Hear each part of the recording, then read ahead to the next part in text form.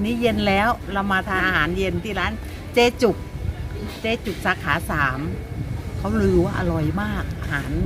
ทะเลสดมากและริมทะเลด้วยไหมพระอาทิตย์กำลังจะตกดินเลยเห็นไหมคะตามมาเลยตามมา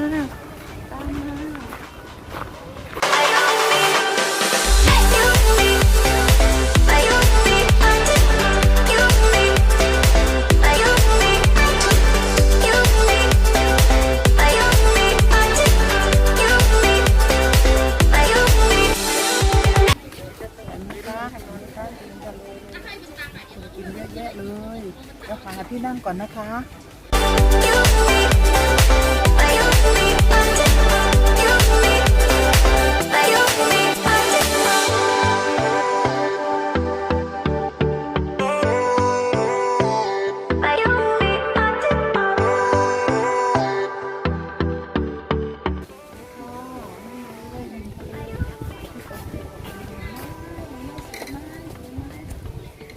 นั่งก่อนนะคะ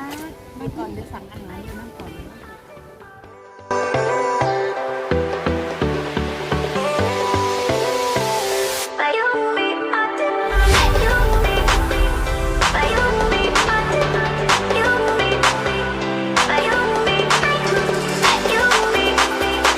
เฮ้ยเยาวชนเพื่อนๆนะครับเจ๊จุกนะครับปลาหมึกสดเลยครับผม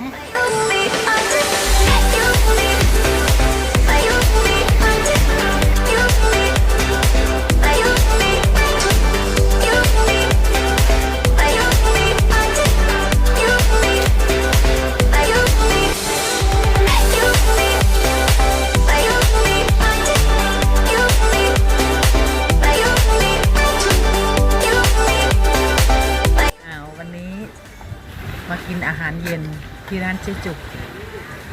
กอาหารทะเลสาขา3เขาบอกอร่อยราคาไม่แพงกินได้จับต้องได้ราคาไม่แพงก็เลยมากินที่นี่สั่งอาหารแล้วรออยู่นะคะ